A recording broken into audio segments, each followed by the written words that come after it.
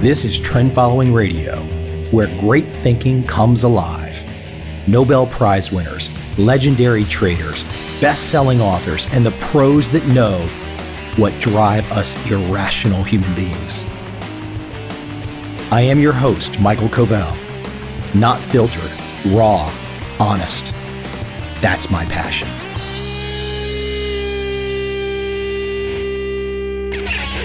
Kansas City. That song was number one in America, May 25th, 1959. A date that means absolutely nothing to me. I wasn't born. I sure as hell had no idea that there was anything relevant to the subject of trend following on May 25th, 1959 in Time magazine. Now, the song has nothing to do with Time magazine or what I'm going to talk about. I just looked it up and it happened to be the number one song when this issue of Time magazine came out. Why am I talking about Time magazine? May 25th, 1959, there was an article titled Pass de Dough. P-A-S-D-E dough, like money. Pass the dough, pass the money. I had to spend my $3 on the Time magazine website to get access. And boom, I now have probably one of the first trend-following articles to ever appear in a major publication in America. So how did this random event in my life start? Ira Schumann, a gentleman residing in Washington, D.C., randomly sends me an email the other day. In that email, he includes a scan of the front and back cover of a book, How I Made $2 Million in the Stock Market by Nicholas Darvas. I've heard of this book for years. I've never read it. I've read about half of it right now. I get the picture. I know what it is. It's trend following. But Ira sends me a scan of the front and back of this book, How I Made $2 Million in the Stock Market, and one other book by Nicholas Darvas. And the quote on one of the backs of the books, such a just grab you and say 1959, trend following, it's not new. Quote, the only sound reason for my buying a stock is that it is rising in price. If that is happening, no other reason is required. If that is not happening, no other reason is worth considering. End quote, Nicholas Darvas. So brilliant, so brilliant, so prescient. There it is, the wisdom from 1959, applicable to 2015. Trend following in a nutshell. Sure, you need a system. But if the market is not going up, nothing is happening. You don't have to have another rationale. You don't have to dream up what the next signal is going to be, what the next prediction is going to be. Someone wrote me the other day. They said, can you send me your favorite indicators, your favorite analysis for predicting where the market will go tomorrow? I wrote back and I said, I have never met anyone that talks about having a way to predict tomorrow. And I've met some of the best traders of the last 50 years. Personally, they never talk about that. The Darvas book intrigued me. I've seen it mentioned throughout social media, forums, blogs, frankly, for the last 20 years. Maybe I was turned off by the title. The title's kind of How I Made $2 Million in some short amount of time. I just never connected the dots that it was a trend-following type thinking. And if I go to the Wikipedia page for Nicholas Darvas, there does seem to be some controversy about how much money he made. Back in 1960, there was an investigation that perhaps the $2 million was not the accurate figure. Hell, we are not going to have any way of figuring that out today. But it's terribly interesting that a self-made man, a self-made individual who is a professional dancer, in his spare time, starting down the path of using fundamentals, listening to tips, listening to brokers, all of the mistakes that people go through, this man made. He made them all in spades. And his book is about those mistakes and leading to a path to where he starts to understand how it all works. Let me quote a passage from the Time magazine article, 1959. Moneyman Darvas's methods would raise the eyebrows of most Wall Streeters. Instead of studying what Wall Street calls the fundamentals, price-earnings ratios, and dividends, he judges public enthusiasm, a method that works best in volatile markets. In my dancing, I know how to judge an audience, he says. It is instinctive. The same way with the stock market. You have to find out what the public wants and go along with it. You can't fight the tape or the public, end quote. You can see the philosophical foundation of trend following. I just find it so damn cool to be sitting here reading an article from 1959, timeless. Absolutely 100% timeless. And such a vast majority of the population would hear Time magazine article 1959, that has no value for me in making money in 2015. They would just dismiss it summarily. We all know those people. Now, just as a side note, that's one of the reasons trend following will always continue to work. Let me continue from the Time magazine article. Darvas' system is tailored to his job, since he has to do trading from wherever he is dancing. He recently completed an Asian tour. He ignores tips, financial stories, and brokers' letters, and has never been in a broker's office. What another great aspect of the lessons that we can learn from 1959 and 2015. Location independence. You can be anywhere. You could absolutely be anywhere to be a trend following trader. It does not matter where you are. I am being 100% dead on speaking the truth. To beat home a point that some of the greatest myths, some of the greatest holy grails of Wall Street, the necessity to be close to the action, the trading floor symbolism, being down in that pit, that's where you need to be. Well, first off, the pit doesn't exist anymore. Point one. Point two, even if you look at one of the most successful pit traders ever, Richard Dennis, and he did make his first $1 million in the Chicago pits, no doubt about it. But the vast majority of his fortune, it was being a trend-following trader off the floor with the turtles. That was where all the money was made.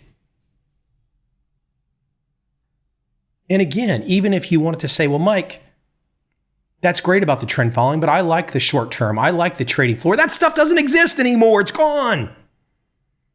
And are you going to compete against high-frequency traders? Are you going to find server location close enough to the exchanges that you can beat out the other people that are spending hundreds of millions of dollars on infrastructure to trade at the speed of light? I digress. Back to 1959, Time magazine, continuing. Darvas places his buy orders for levels that he considers breakout points on the upside. At the same time, he places a stop-loss sell order just below his buy order, so that if the stock does not move straight up after he buys, he will be sold out and his loss cut. I have no ego in the stock market, he says. If I make a mistake, I admit it immediately and get out fast. Darvas thinks his system is the height of conservatism. Says he, if you could play roulette with the assurance that whenever you bet $100, you could get out for $98 if you lost your bet, wouldn't you call that good odds? If he has a big profit in a stock, he puts the stop-loss order just below the level at which a sliding stock should meet support or an exit signal. He bought Universal Controls. I have no idea what stock that is. This is 1959, people. It's probably no longer around. He bought Universal Controls at 18, sold it at 83 on the way down after it had hit 102. I never bought a stock at the low or sold one at the high in my life, says Darvas. I'm satisfied to be along for most of the ride. Damn straight is that trend following. He just sums up trend following, wham, bam, thank you, ma'am, right in the solar plexus, right in the gut, One big kick in the ass. There it is, trend following. I'm not even sure why I'm so excited today. I just think it's damn cool to be reading an article from 1959 that's talking about trend following the exact way that I would write about it today. Continuing in Time magazine, the biggest factor in stock prices is the lure of future earnings. The dream of the future is what excites people, not the reality. And there he sums up so nicely why relying on fundamentals is fool's gold. You have a fundamental view about what's going to happen tomorrow? Bullshit. Oh, you might think you have one, but it's bullshit. And deep down, you know it's bullshit. Deep down, you're just trying to sell some other sucker that your fundamental view, your prediction will work. And the selling of the sucker is just a way for you to make money. Oh yeah, don't get me wrong. My name is Michael Covel and I'm trying to make money too. No doubt about that. I'm a capitalist through and through. If they have some description beyond capitalism about making money, I'll put myself there in the truest Ayn Rand sense. And for those of you that hate Ayn Rand, I don't give a shit either. But the bottom line is, if you're going to be a capitalist, if you're going to give people insights, then give them the honest information. And every last person right now today that comes on a finance channel, goes in a finance newspaper, anywhere that can be seen by the public, and purports to know what's going to happen tomorrow is absolutely selling you a dog with a bad heart, a dog with a broken leg. And if you can't control your own emotions enough, if you can't understand that you're being sold the used car, if you can't see that, well, my friends, I have no sympathy for you either. It's the greed and fear thing at work. It's the reason that Darvas's writings, that Darvas's thinking in 1959 will still be applicable today and into the future. It's the reason when I look at AQR's work, or Capital Fund Management's work, or David Harding's work, or Larry Height's work, and all four of those firms that have major trend-following components today in 2015 have written white papers in the last few years describing how trend-following performance goes back centuries. That's centuries with a C, hundreds of years. So I guess by that comparison, the 1959 article in Time magazine about Nicholas Darvas should not have me so excited. A few other great lines from his book. I just jog along with the trend trailing my stop-loss insurance behind me. There are no good or bad stocks. There are only rising and falling stocks. I knew nothing about it, nor could I find out very much. Yet I assumed from its continuing rise in high volume that some people knew a lot more about it than I did. In the same way, I decided that if a usually inactive stock suddenly became active, I would consider this unusual. And if it also advanced in price, I would buy it. I would assume that somewhere behind the out-of-the-ordinary movement, there was a group who had some good information. By buying the stock, I would become their silent partner. What a great way to also reframe the thinking, to reframe what trend following is. You are the silent partner on the trend. You do not know why the smart money is pushing the market or moving the market. You don't know and you don't care. You are the silent partner along for the ride. I just got back from Beijing within the last few weeks. I spoke to over 1,100 people. Check out my monologue about going to China if interested. Not trading related, but gives a great insight into China. One of the things that I talked about with my new friends in China, and this was on June 20th, with the Shanghai index at just about all-time highs, I said, if it keeps going up, buy it. It's in a bull market. Of course, everyone loves that. But in the very next breath, I said, but if it goes down, and you have to know when your going down point is hit. If it goes down and it hits a point, you have to get the blank out. Well, roll forward a few weeks, and then Shanghai is now down 20%. I surely hope some of my new friends in China had an exit strategy because all the stops were hit. Darvas, 101, 1959. Roll forward to 2015. It's all applicable. Nothing changes. People are the same. Life goes on. Just the question becomes is how are you going to play it? How are you going to make it happen? What rules are you going to follow? Or are you going to be at the mercy of the silly talk? You could be all panicky about Greece. What's going to happen with Greece? The end of the world's going to happen. A country of 10 million people is going to bring the entire world of over 7 billion people down to its knees. You can worry about that. You can keep yourself in that place. Don't do that. Don't let yourself. You know why I love watching the Greece story? Not because it affects my investments or trading. I just love watching the chaos. I love watching the circus. I love analyzing the psychology of all of the players, from the man on the street at the ATM to the higher up finance ministers to the various Euro technocrats making decisions. I love watching the entire game in play because it's just one big game. And that's my own little perversion, so to speak. I sure as hell am not going to apply money off any of that analysis, though, because my analysis of all of those events is worth absolutely nothing.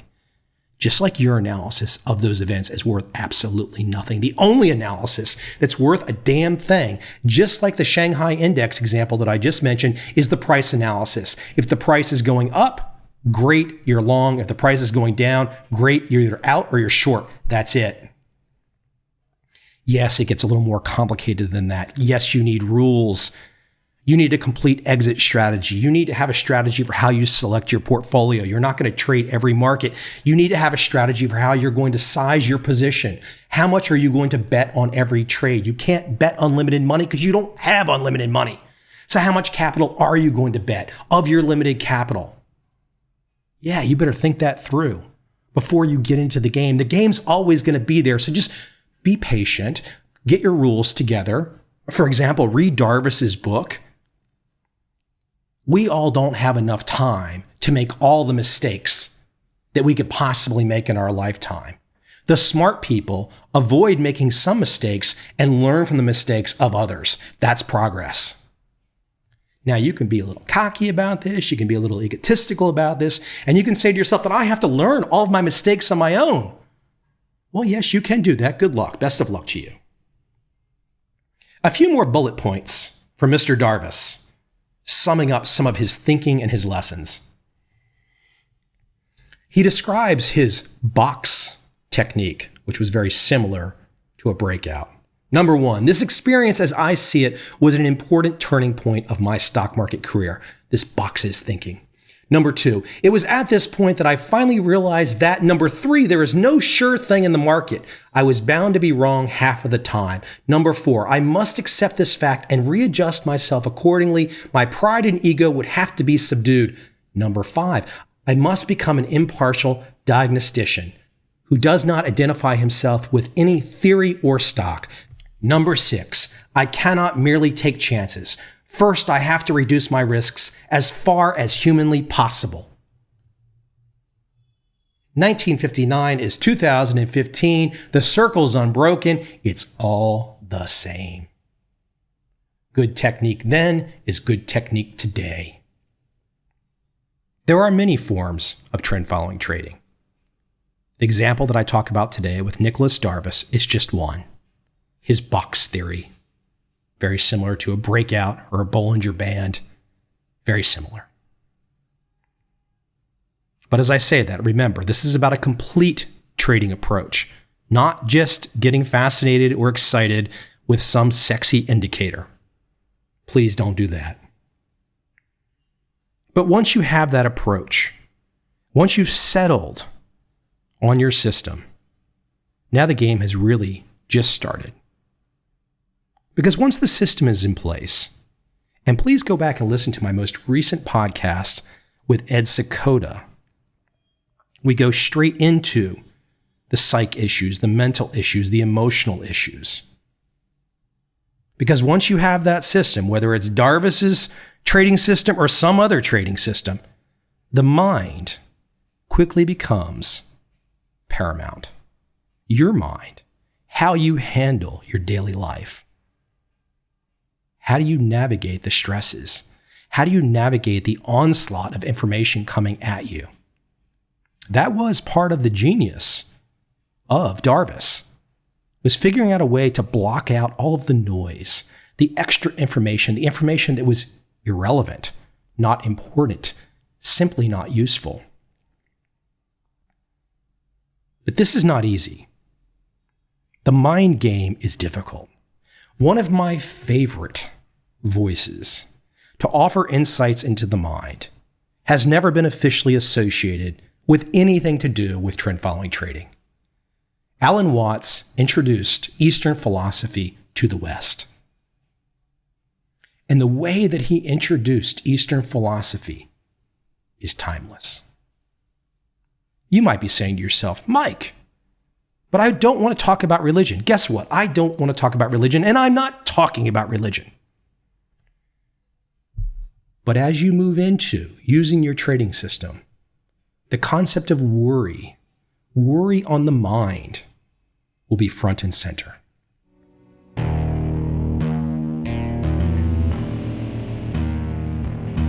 I see a time when those awake will understand how to make money in up, down, and surprise markets.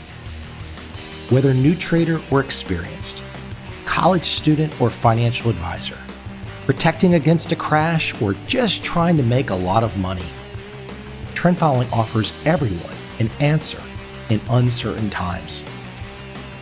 To get started immediately, send me an email, michael@covel.com. I will send you the right trend following steps to take along with my free video. But if you want to buy and hold, trust the government and trust Wall Street, this is absolutely not for you.